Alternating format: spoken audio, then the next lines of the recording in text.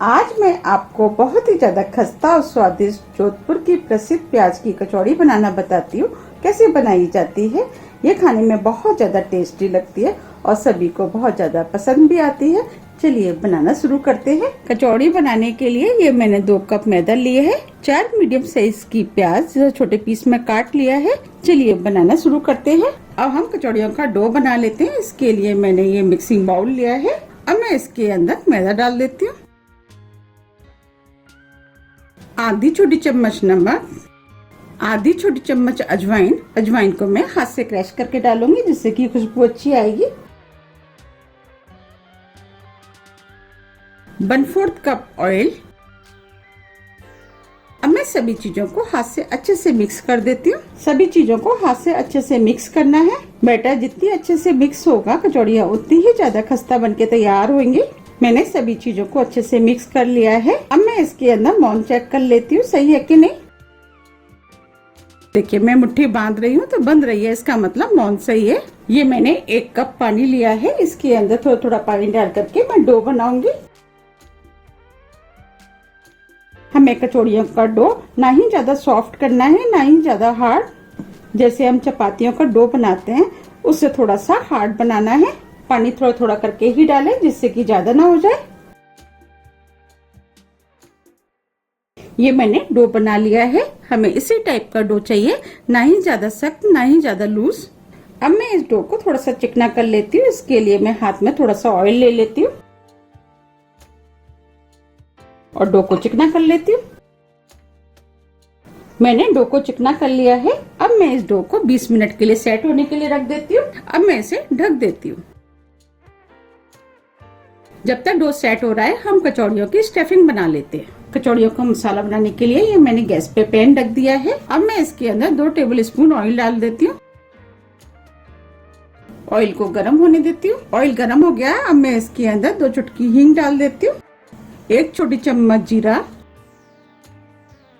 हींग और जीरे को भून लेती हूँ। हींग और जीरा भुन गया है। अब मैं इसके अंदर 2 हरी मिर्च आप अपने टेस्ट के अनुसार कम या ज्यादा भी कर सकते हैं। 1 इंच अदरक का टुकड़ा इसे छोटे पीस में काट लिया, ये भी डाल देती हूँ। अदरक हरी मिर्च को हल्का गोल्डन कलर का भून लेती हूँ। अदरक हरी मिर्च भुन गई है। मैंने गैस को स्लो कर दिया है। 1 छोटी चम्मच दरदरा कुटा हुआ धनिया, 1 छोटी चम्मच दरदरी कुटी हुई सौंफ, इसे भी डाल देती हूँ। दोनों चीजों को हल्का सा भून लेती हूँ। इन सभी चीजों को स्लो गैस पे भूनना है जिससे कि मसाले जले ना। सौंफ और धनिया भुन गया है। 1/4 छोटी चम्मच हल्दी पाउडर, 1 छोटी चम्मच कश्मीरी लाल मिर्च आप अपने टेस्ट के अनुसार कम या ज्यादा भी कर सकते हैं। मसालों को मिक्स कर देती हूँ। इन मसालों को भी मैं कुछ सेकंड के लिए भून लेती हूँ। मसाले भुन गए हैं। अब मैं इसके अंदर 2 टेबल स्पून बेसन डाल देती हूँ। अब मैं बेसन को भी मसाले के साथ हल्का सा भून लेती हूँ जिससे कि बेसन के अंदर जो कच्चापन है वो निकल जाए। बेसन डालने से एक तो कचौड़ियों का स्वाद बढ़ जाता है और बाइंडिंग भी अच्छे से हो जाती है। बेसन भी भुन गया है। बेसन को मैंने 1 मिनट करीब स्लो गैस पे भूना है। अब मैं इसके अंदर प्याज डाल देती हूँ और प्याज को मिक्स कर देती हूँ। प्याज को मैं हल्के गोल्डन कलर का भूनूंगी। आप सोच रहे होंगे कि इतनी प्याज की कचौड़ी है इसीलिए इसमें प्याज ज्यादा पड़ती है।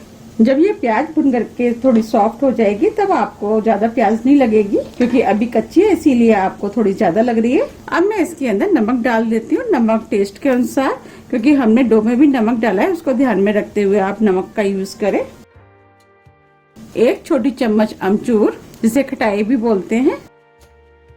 मैं इसके अंदर 1 छोटी चम्मच चीनी डालूंगी।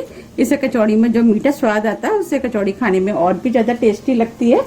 अगर आपको चीनी पसंद नहीं है तो आप इस कचौड़ी को बिना चीनी के भी बना सकते हैं। अब मैं सभी चीजों को मिक्स कर देती हूँ। प्याज भुन गई है, सॉफ्ट भी हो गई है। अब मैं इसके अंदर 3 मीडियम साइज के बॉइल्ड आलू डाल देती हूँ जिसे मैंने छोटे पीस में तोड़ लिया है। आलूओं को मिक्स कर देती हूँ। मैंने आलूओं को मसाले में अच्छे से मिक्स कर दिया है। आलू के अंदर जो बड़े पीस है उसको इस तरीके से मैं फोड़ देती हूँ। अब मैं इसके अंदर 1 छोटी चम्मच गरम मसाला डाल देती हूँ, थोड़ा सा हरा धनिया। सभी चीजों को मिक्स कर देती हूँ। मैं इन सभी चीजों को 1 मिनट इसी तरीके से चलाते हुए भूनूंगी जिससे कि मसाले का टेस्ट बढ़ जाएगा। 1 मिनट करीब हो गया है, मसाला भी भुन गया है। अब मैं गैस को ऑफ कर देती हूँ, इसे ठंडा होने देती हूँ। स्टफिंग ठंडी हो गई है, अब मैं इसकी बॉल बना लेती हूँ। इसमें से मैं थोड़ा सा बटर ले लेती हूँ और इस तरीके से हमें बॉल बनानी है। ये मैंने बना ली है। अब मैं इस प्लेट में इसको रख देती हूँ।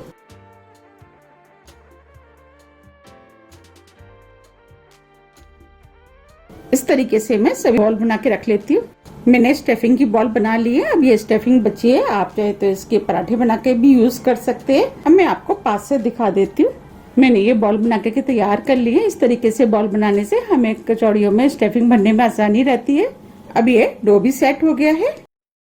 अब मैं इस डो को थोड़ा सा और चिकना कर लेती हूँ। अब ये डो चिकना हो गया है। अब मैं इसकी लोई तोड़ लेती हूँ।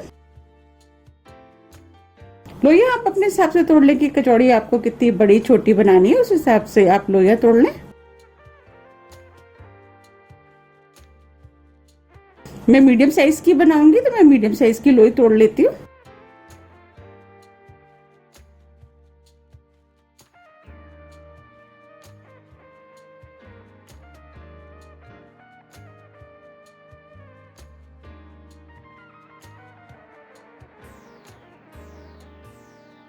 मैंने ये 8 लोइयां तोड़ ली हैं।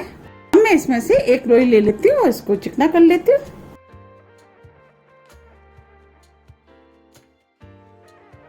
अब मैं इस लोई को हाथ से चिकना कर लेती हूँ।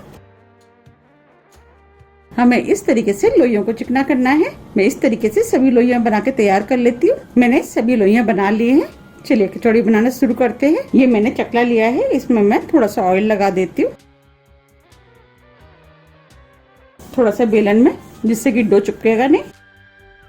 अब मैं इसमें से एक लोई ले लेती हूँ। इस लोई को थोड़ा सा और चिकना कर लेती हूँ।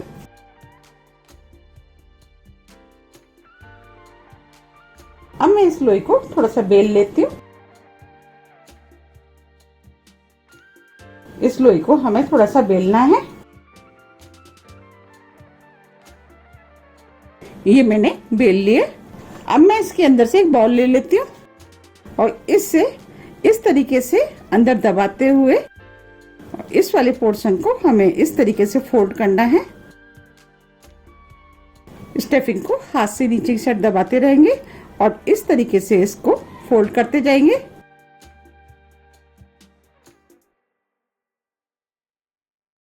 ये मैंने सब तरफ से फोल्ड कर दिया है और इस वाले पोर्शन को मैं दबा देती हूँ। अब मैं आपको दिखा देती हूँ। देखिए ये कचौड़ी बनके तैयार हो गई है। अब मैं आपको एक और फोल्ड करके दिखा देती हूँ। अब मैं स्टफिंग को इसके अंदर रख देती हूँ। एक हाथ से हम स्टफिंग को नीचे की साइड दबाएंगे और ऊपर से इस डो को इस तरीके से जॉइन करते जाएंगे, जिससे कि स्टफिंग बाहर ना निकले। इस तरीके से दबाते हुए इसको बंद करना है और ऊपर वाले पोर्शन को इस तरीके से दबा देती हूँ। आप देख पा रहे कितनी बढ़िया लोई बनके तैयार हो गई है। इस तरीके से मैं सभी लोइयों को बना के तैयार कर लूंगी। मैंने सभी लोइयां बना करके तैयार कर ली हैं। चलिए अब कचौड़ी बेल लेते। अब मैं इसमें से एक लोई ले लेती हूँ और इस लोई को इस तरीके से चकले पे रख लेती हूँ। आप चाहे तो इस तरीके से दबा करके भी इस कचौड़ी को बना सकते हैं। इस तरीके से आप दबाते हुए बड़ा कर लें और आप चाहे तो इसे बेलन से भी बेल सकते हैं। ये मैंने कचौड़ी बना ली है। ये कचौड़ी बनके तैयार हो गई है। मैं इस प्लेट में रख देती हूँ। मैं इस तरीके से सभी कचौड़ी बना के तैयार कर लूंगी। मैंने सभी कचौड़ियाँ बेल के तैयार कर ली हैं। अब मैं आपको सेक के दिखाती हूँ। ऑयल गर्म हो गया है। हमें कचौड़ियाँ सेकने के लिए हल्का गर्म ऑयल चाहिए। अब मैं कचौड़ियों को इसके अंदर डाल देती हूँ।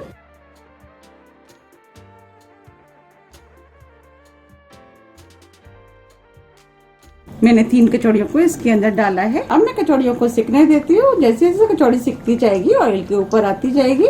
और गैस को मैंने स्लो मीडियम ही रखा है। इन कचौड़ियों को स्लो मीडियम गैस पे ही सेकना है, जिससे कि ये अंदर तक अच्छे से सिके और ऊपर से खस्ता हो जाए। कचौड़ियों को सिकने में टाइम जरूर लगता है, लेकिन कचौड़ियाँ बहुत बढ़िया खस्ता सिक करके तैयार होती है। इन कचौड़ियों को पलटना नहीं है। जब कचौड़ियाँ ऑयल के ऊपर आ जाएंगी, इसके बाद मैं इन कचौड़ियों को पलटूंगी। आप देख पा रहे कचौड़ियाँ फूलना शुरू हो गई है और धीरे धीरे ऊपर आना शुरू हो गई है। आप देख पा रहे कचौड़ियाँ फूल करके ऊपर आ गई है। अब मैं इनको पलट देती हूँ।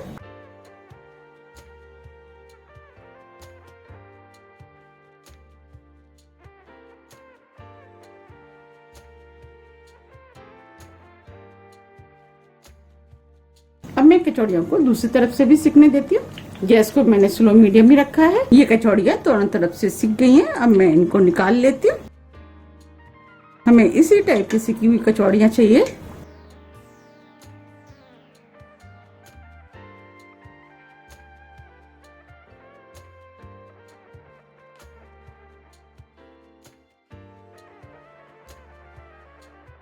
आप देख पा रहे कितनी बढ़िया कचौड़ियाँ सिक करके तैयार हुई हैं। अब मैं इन कचौड़ियों को निकाल लेती हूँ। आप देख पा रहे कितनी फूली फूली कचौड़ी बनके तैयार हुई हैं।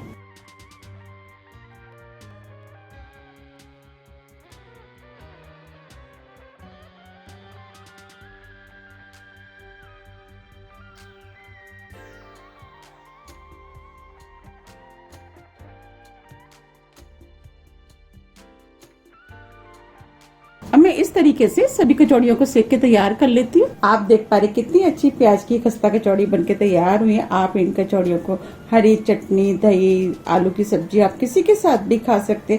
सभी के साथ खाने में ये बहुत ज्यादा टेस्टी लगती है। अब मैं आपको दिखा भी देती हूँ कि कितनी बढ़िया कचौड़ियाँ बनके तैयार हुई है।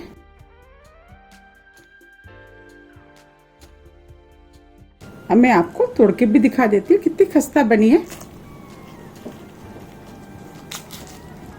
ना, कितनी खस्ता अंदर तक अच्छे से सिकी हुई हैं। और ये कचौड़ियाँ खाने में बहुत ज़्यादा टेस्टी लगती है। आप इन कचौड़ियों को बनाइए, खाइए, फिर मुझे बताइए कि ये कचौड़ियाँ आपको कैसी लगी। मुझे उम्मीद है कि ये कचौड़ियाँ आपको बहुत ज़्यादा पसंद आएंगी।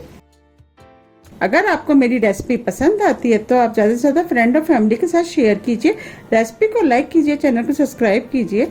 सब्सक्राइब बटन के बगल में जो बेल आइकन है उसे आप प्रेस करना ना भूलिए, जिससे मेरी आने वाली वीडियो का मैसेज आप तक सबसे पहले पहुंच सके। अब हम फिर मिलते हैं नई रेसिपी के साथ। जब तक के लिए नमस्कार।